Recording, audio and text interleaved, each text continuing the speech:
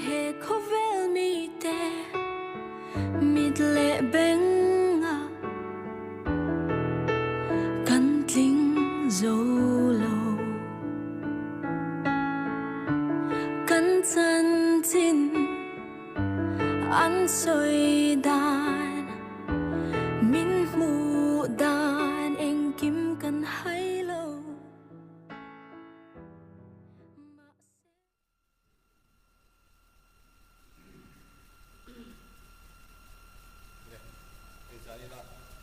Kan overlay te kun katak mai pathiani min na ruas ka alo om le mai pathian thu ngai thang u sam number som thum le pasal na chang khada kangin thil thalo ti tu te wangin in ti lungai du su la fello taga ti te chu othek su lo bet angin a thukin an om thua yanga nim king angin an buai don si a lalpa suring la thil kha te ro he ga ma hian om na rin om na zel ro lalpa chunga chuan lom bok ro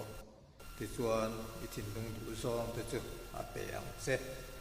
kan pathian ti siang te pan kan za tan ma sam ba se ne kan secretary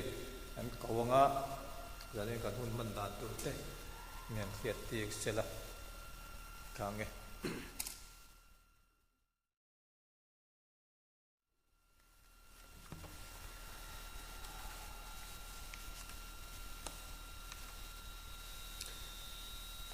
zanin August ni zirtop zan in khom min throi tu hi pu vel som zuala ani a kanin khom tran tu tur hi pu ar lom kima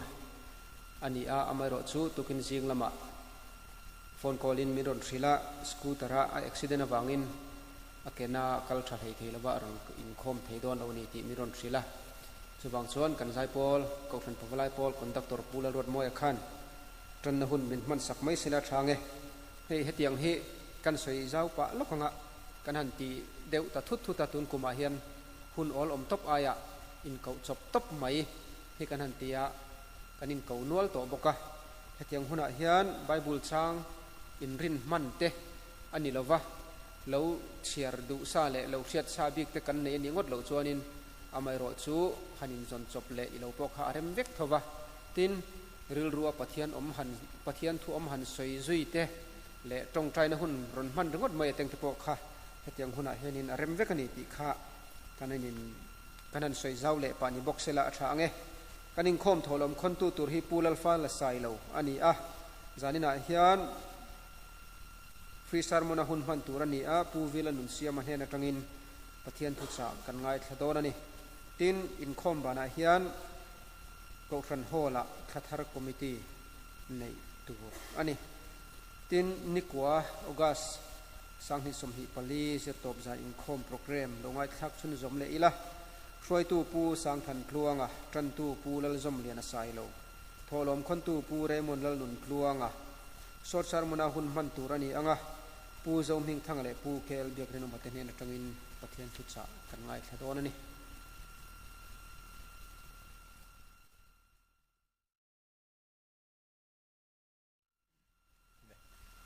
kanin khom na kan tu ra ka han ruat sop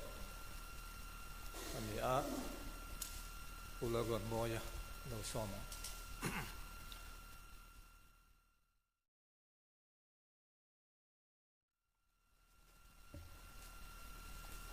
le rin lo takin lom om le mai tran na hun mang don ani a pathian tu thiang hlim chiarin lo ngai thlang u isai le bu bung som ru chang khat tanga chang ni thleng hi pathian thui lo ngai thlang thola eng ro I eng chu lo thleng ta lal pa ro puina chu I chunga lo chhuat ta khi ngai te thimin leilung hi a khu don sia thim cha mupin mi te a khu bok don ani nima sala lalpa chu I chunga alo chuakanga aro puina chu alangang lalpana thu kan zata mal som bo se amen trong trai u eng kim ti thei lalpa kan pathian min mangai tu voina ni leng in hun tha te hun lom om te min te a kan ei zon na konga theu te kan ni tin na tho na muna te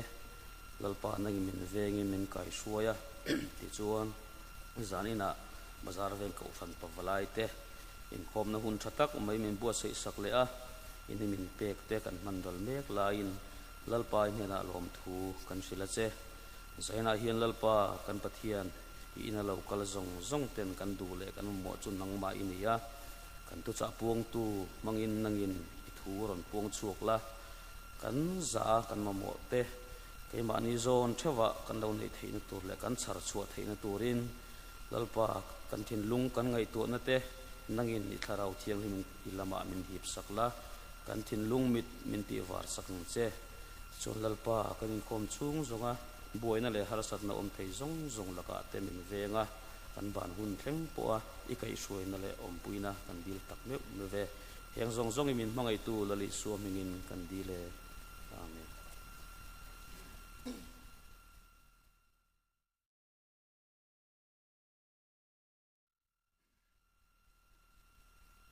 le hai sanina kan hun nei tu tu te an lo kal loma alom om le baya lal fa la sai po tholom na khom tu tu ka han ruat ve to pa amel lo lang theya lo om he kan tu hil tu tu po local theya amoi ba chu pula lom ki ma ar la lop ki ma ve tung ro hi taksa har sat na ani wangin dan na local the lo wa poi le mai kan tholom te kan na khom do na nga simi chungin Christian Nabu number zanga pariat na kan sa thieng chuma zanga pariat na kan sa nga he mi chung hian kan tho lom te na khom nga pu alpha la sai do khan eta hi ala khom na oma en ala khom sila chuan la khom zo ta time go ta mai sila athange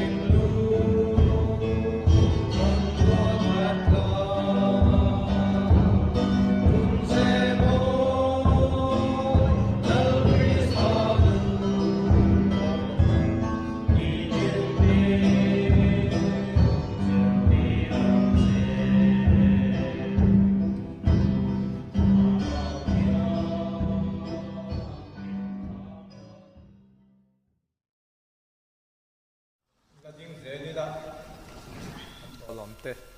ten ne na nan don ye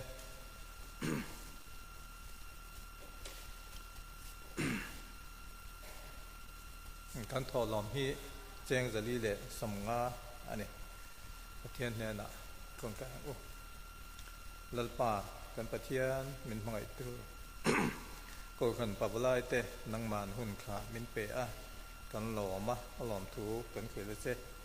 zani na helai huna lalpa kan local khoma nangma thu le na te in pol hak na te nei turin kan local khoma eta kan local khom hian kun ruak mai local lawin kan nei ang to tholom poisa te kan na khoma heng kan tholom lak te rim tu ya min lo pom saka e gam zau na man ruwa ko khan pawalai te tan po a ma son na alo ni je thene turin i tharau thiang hi min nangma nampin mi kai fuai la kan du'a heng kan tholom te hi nangma hne na i suwa kristan mingin kan ron hla na che le kan turil tu tur kha kan som hal mayanga kun po top thengin la than du te nei te pe chuan hla te po thang sela top la tu te kha khange tu nei lo som u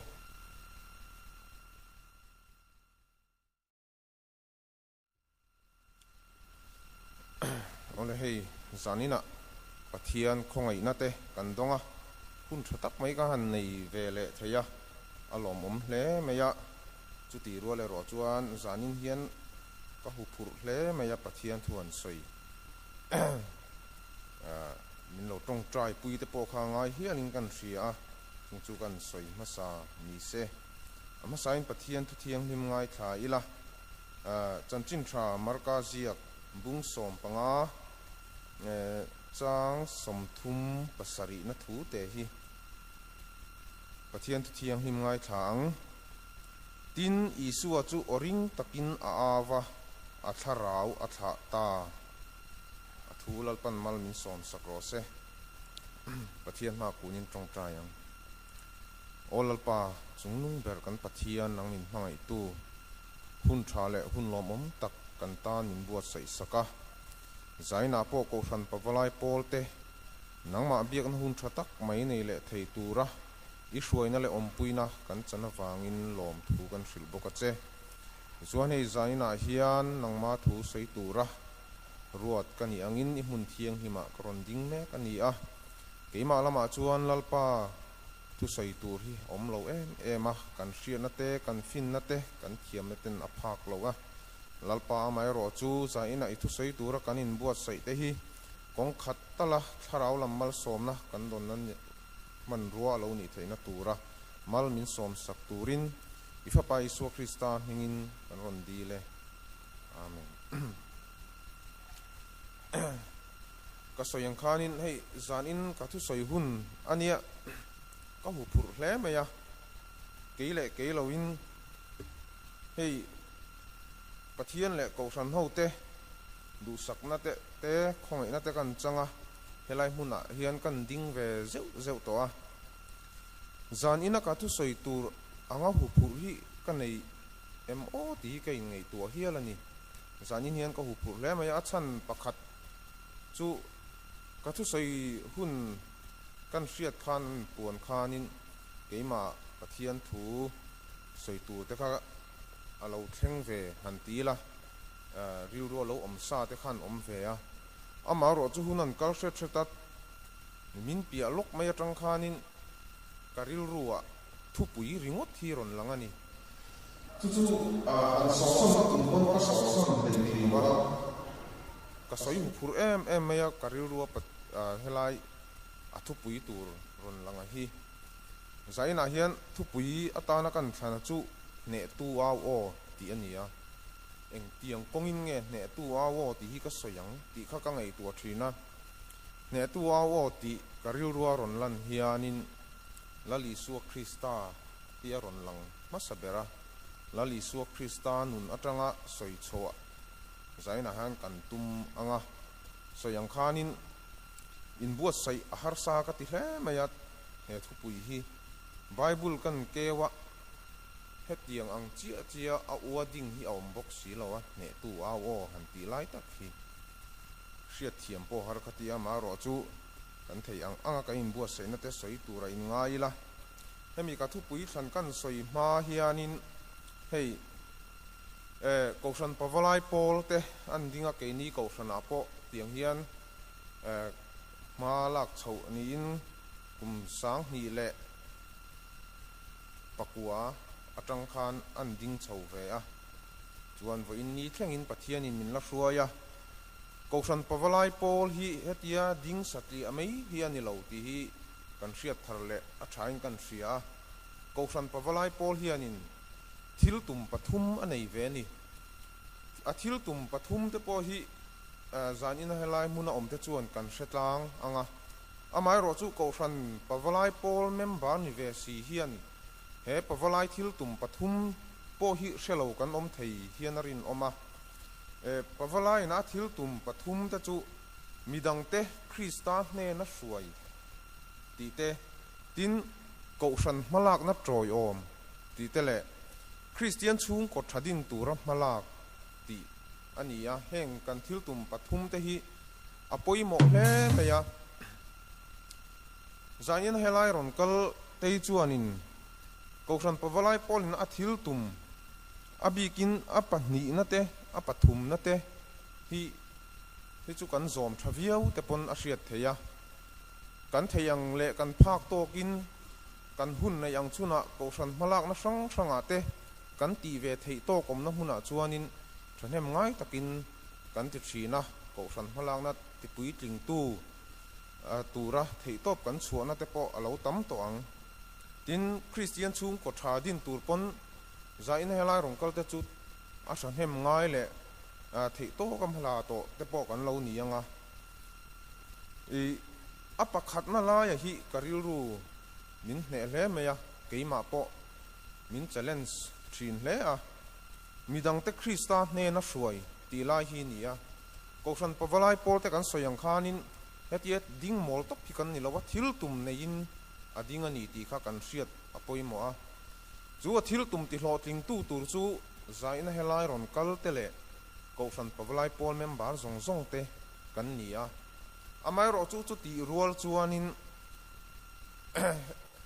ko san pawalai pol a hian OB paruk ruai tu te an oma committee member in ruat chho le ani a abik takin te khoi tu te le chu thei chuanin he helai thu hi kan ngai poi mo a hemi ti puitlin tur hianin hei hi om zia ne ya akal theina turat mala tu kan ni le zual hian kan hre thina chumi konga chuan keima po hi min vonna ve thina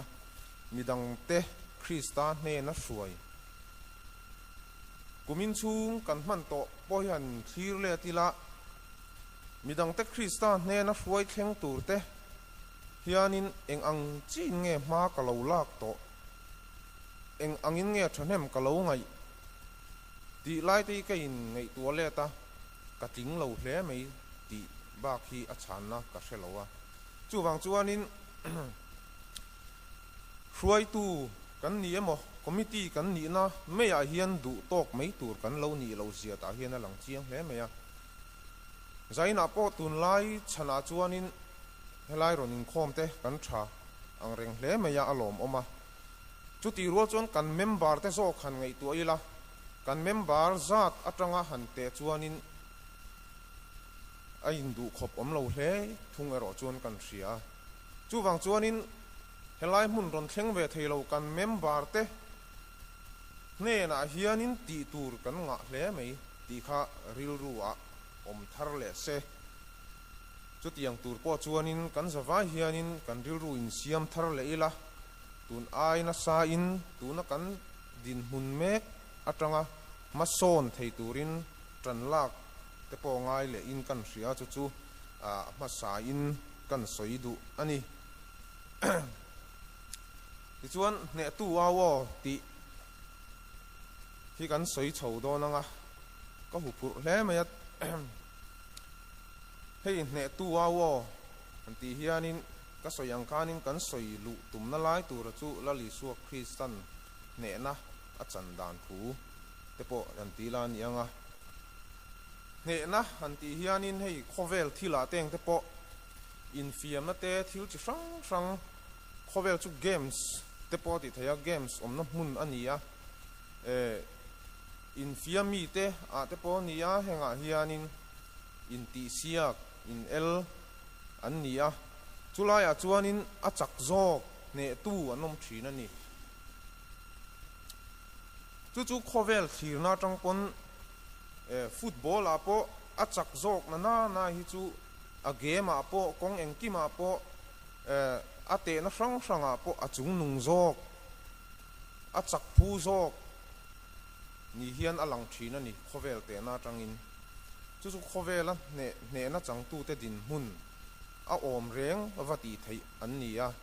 football a teng te po world cup te kan en thina tu na po euro te kan en zo chowa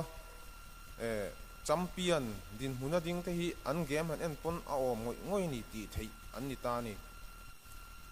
khovel ne tu te au an lom an lim an au thom te po kan hrianga kan soyang khan chung au thom chu hlim awangin lom awanga au thom te ani a kan soyang khanin a au tur dik tak a lom zok tur dik tak te po anti ati theyanga a game ne tak ni sia a goal a poi mo lai a chak lo zok din mun teng te hi football ateng te po thil om ve zeu zeu chu ni amai ro chu atlang pui thuin a khai khom na zong zong a hianin a om zok hi an lo chak tlang pui zela chung chu khovel lama lo man dong te khovel lama ne tu chan chang te an lo ni a zai na hian ka soi rei lo tu rai ngai la ka thu soi hianin minute engzang nge ka soi ti vel te ka in en ve ngai lo wa sana te ka lo en ngai ni lo ka minute man zat pui ka hrengai lo wa ka soi tu ra ka in bua sei ka soi mo pa chu ni me ka soi dan ti chuan kan hriat tak ang khanin pathian thu kan chiara khanin tin isua chu oring takin awa a tharau a tha ta a ti kha kan chiara ni lali suwa Christian ne na a chan dan te tin ne tu chan a chan na lai hi khovel thir na tang chuanin ne tu ani lo zo ka nga ti thei tu ko pa wat thir thei ani asan chu lali suwa Krista he khovela rong a bol na kong sang sanga hianin mi hring thlir na tang chuan a tlom zok a chak lo zok din huna ding zel ani nima sela tharau lampang a ne tu ni tur chuanin chu chulal Isu Krista chu kan en ton tur kan en ton ngai alo ni ta eng tia angin nge ne na ke ni hian kan chan ve ang lal Isu Krista kan hria alo pian chu adan te tin he khovela a rong bol na te tin a thi na le a tho le na thu teng te po kan hria chu keima ani ta na a tho vek ani a keima ani ta na a tho kha eng ang mi zia pu in nge eng ang ril ru pu in nge a huna man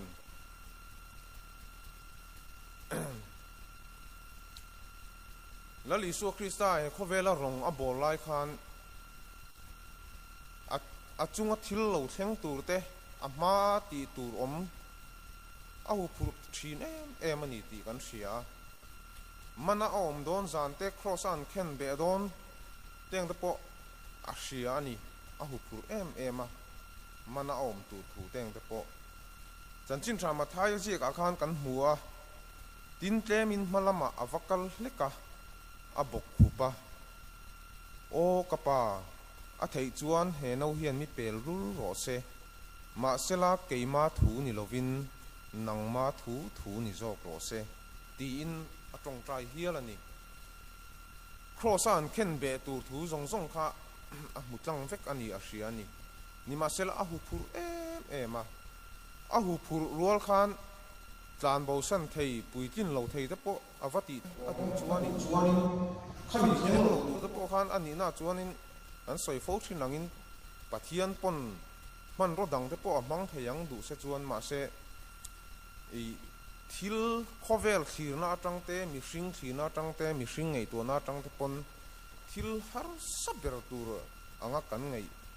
manga chan dam na nai tho ngai ni te pon ka se ve thina i alo poi mo hle mei ka tia he tiang lo po hian na du chuan rem ruan na dang anei thei hi ka ringa pathian eng kim ti thei tu ni a crossa a khen bet ani don an man don zan teng te pon au la apa ne na he thi na hian an apel lu nin pel lu ro se tiang te pon atong trai ani a ni ma sela chu apui tin azo tuan angai ta kan pathian thu chiara khan kan hria cross an kheng beta an khen be khanin mu sit na te diriam na te tong kam che tak te tong khum ala ni zui bokani cross an khen be to nu pon chuta chuanin athidona oring takin awa atharau athata chuta chulai taka chunia keini ring tu te ta na kan vane na em thung chu lali Isu Christian kan sual na zong zong te kan fam kim lo na te kan fel lo na te kan bo chiat na zong zong te crossa min phur saka crossa khen be in oma chuta chuan ne na alo changa ni cross huna hianin lali suan keini tan ne na achanga ni tila kan sei sual lowanga chulai ne tu au o lai chu karil ruwa ron lang lai po ani a keini hian eng angin nge ne tu nun hi kan ne yang eng angin nge kan kalpu yang china hang kan sei zo ba rong bol na tur tam tak kan ne ya tuna po rong bol tu a ko san kal tlanga rong bol tu te kan ni a kan rong bol na hian eng ra nge a chua voinia hianin pavalai thil tum kan soyang khanin midang te krista hne na hruai ti lai teng te po he kan rong bol na hianin mi pakhat tal lal isu krista hne na a hruai thleng toem ti teng te po kanin en let nan atang atul hle in kan ria kan ni na te rong bol tu tlanga chan vo kan lo nei ve te mo tin khovel lampanga chuan tur kan lo nei te sum le pai te ni mo ro ga mai ani mo in le lo te po ni theyang midin hun tha zo kan lo ni ni pon chung te awanga i mi hring hi chapo ve thei te he ta sang taka in ngai theina te a omani chung zong zong kal san chuanin tharau lampang rong bol na chuanin niam ber atanga rong bol lo nga ya tuna hianin ka soyang khanin ami ei member te le pathian khongai na te kan donga keni po ting lo chung chungin hei hruai tu te jinga kan lo om ve der dera hemi hruai tu kan ni na te kan lo chapo puyang ti hi ka hlawa hruai tu kan ni awanga rong bol te kan ni phei chuanin kanin enlet apoi mo hle a hruai tu kan ni wanga rong bol tur kan ni lawa ko san kal tlanga chan vo kan nei wanga rong bol tur kan ni lawa lali suwa kristan athisena alei kan ni awanga lali suwa krista rong bol tur kan ni ti kanin hriat thar poi mo hle in kan hria a ti chuan hei ko san pawalai huang chunga nga po kan phak ang tok le kan ti thei ang chin tok a chuan thanem ngai takin rong te po kan lo bol ve to a amai ro chu July me a chuan du tok tur kan ni lawa rong bol na dik kalpui tur chuanin kan member zong zong te ne na pum khat tak tak anga kan luan angai ni chutiang ril rum mun khata kan luan za theilo chuanin voineng kan member pui helai mun la ron thleng ve theilo te un huna zoom hun samuna ni emo pathian ngai saklo na kong lama la om mek te hi kan hruai thleng thei lawang chuwang chuanin helai mun kan hruai thlen theina tur tan hianin tlom na nun nei chunga rilru in pha hnuai taka mangai na thin lung phu chung si a antana trong trai na nen thei top kan chua hi angai tak meu mewin ka sia tin trong trai na han soirik ta ka chuanin hei pawalai pol te po kan in mu khoma kan in khom pialama kal khom te po kan nei zeu zewa kan a hu ho wa trong trai na te ani mo in khoma tran tu in ani mo tin chairman pon ani kan member helai mun ron thleng ve theilo te ta na trong trai te poi kan nei fo ani chuti rol chuanin trong trai na chu ataka kan va che chua pui lo chuanin a thon ve thei tho ni hian ka hria tin nga pe te po anga ya kan thei to pin member te tan kan trong trai anga chumi pialama chuan kan tha ngei tho chuakin kan taksa ngei ve in pe in an ma ni va hruai thleng thei tura an ma ni an tiang tak taka kanin kai te po hi angai ni te pon kan hria chu tiang tur chuanin thanem ngai hi apoi mo le in kan hria hei china kan soyang khanin kumin chunga ko san pawalai pol te pon ma chop tam tak kan neya chu OB te mo a committee te mo ti hlotin mei tur ani lawa ko san pawalai pol member zong te mo phurna tur atana ko san pawalai ai o a committee adinina a rela nia ko san pawalai malak na ti hloting tur po hianin kan zawa ya mo phurna ni ti kan hriat thar poimo a tu te kuta mo da bik mei thei kan ni lawa kan zawa ya mo phurna ni ti hi hre thar le ila a thale in kan hria kan soi peng le lok ani chu tin kan hria a la li suan kan ta na atorna a ne tu kan soyang khanin tharau lampang thina tang chuanin tlom na hi ne tu nun ani te po ti theinga chulai chu kan zir chua lai tur te po anianga i tlom na tel lo chuanin chung kwa po nu pa po a kho sak ho thei tak tak lo ani mi hring fam kim lo kan nia kan fam kim lo na lai zone chata kan in vom chuanin mi hring hi kong dik in zo tir har em a kan fam kim lo na lai kan dik lo na lai kan tin lo na lai zo ka hi kan in dom kan na lai tur ania chumi sereng chuanin kan member te zinga po rong bol tum shamila thain kan hria chu kan soi thar le duwa ti chuan la li suan kan ta na ator na a hu phur zia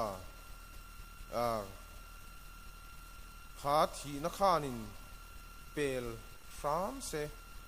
kha thi na kha tok lo sham se adu ve ngoi ni la li su krista khan mana om pon atong tra ya engtinge ati kha eloi lama sabak thani tin atong tra ya chu ka pathian enga nge mi kalsan ati ni lali suan man khan a pathian in kalsana angai ni ma se pathian chu na kalsan reng lo chu pathian eng kim ti thei tu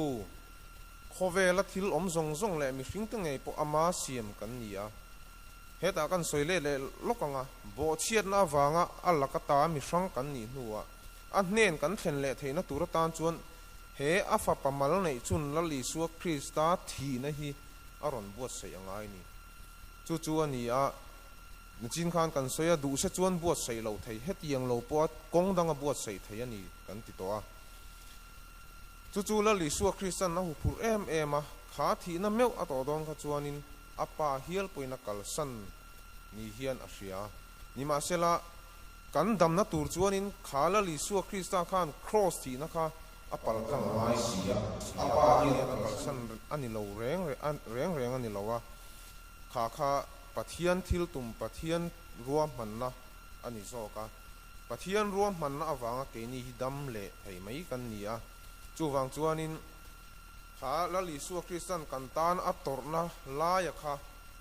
ne tu au o ti a karil ruina azuk chui zui lai a chu nia chu tiang chia chuanin ke ni pon ne tu kan ni theina tur tan chuanin kan rong bol na konga hianin min lo soi chia te mo enge mo kan chan chin adik lo lai te mo lo om po lo soi se erlet me lo wa tlom na nun ne na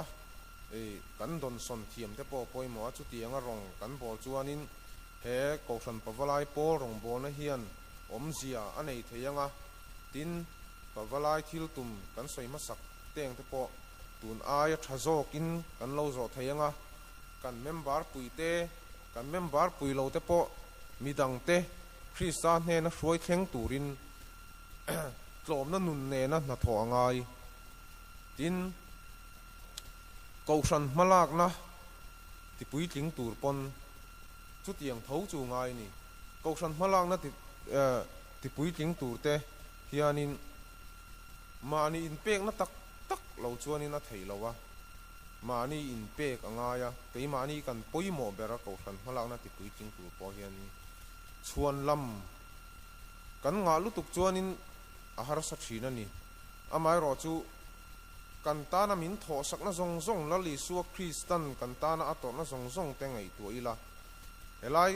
muna tangan ne tu awo kan tiang hianin chulai chu kan thlir phak chuanin voini hian Krista le a ko san tan hianin thil ti har sa hi lo om don lo hian kan sia tin Christian chung ko thadin chung changa po chutia hemi kong zo tu te chuanin floating takin an lo din theiani voine hian helai kan veng chunga pon thirla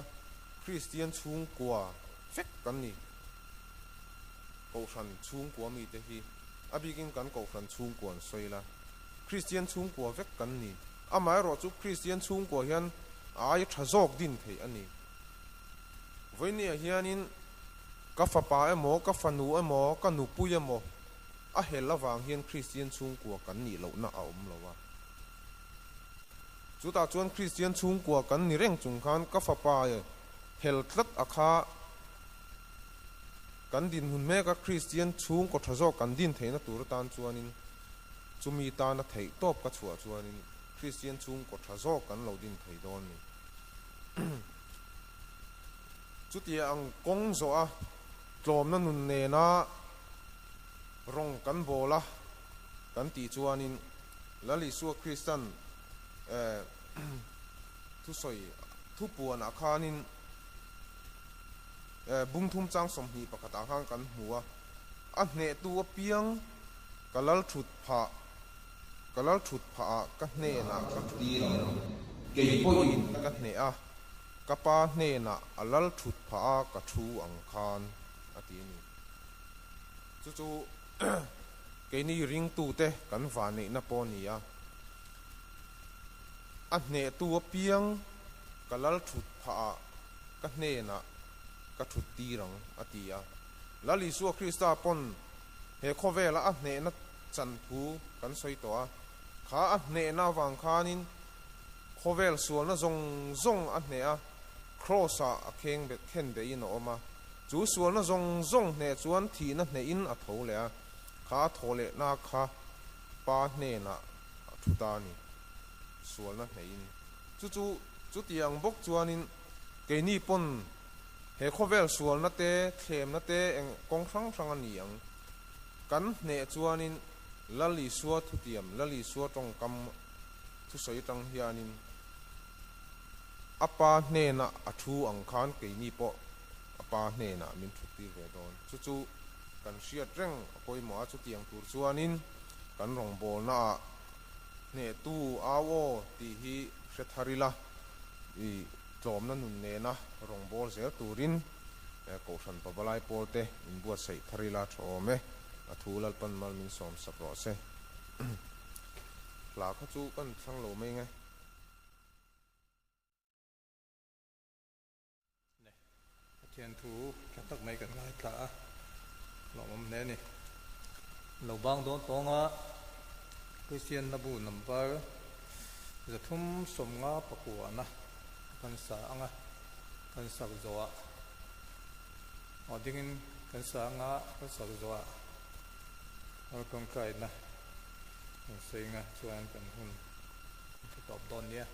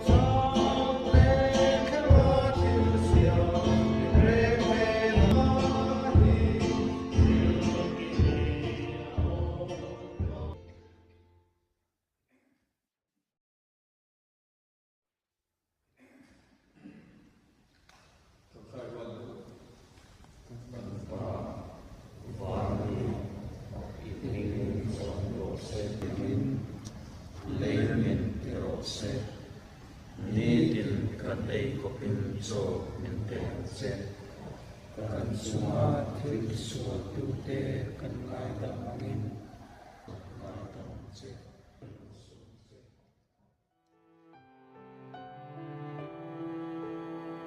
he khovel mi te mit le benga kan tling zolo kan chan chin an soi dan min mu dan eng kim kan hai lo ma se kan vui lo kan lo ma zua zel do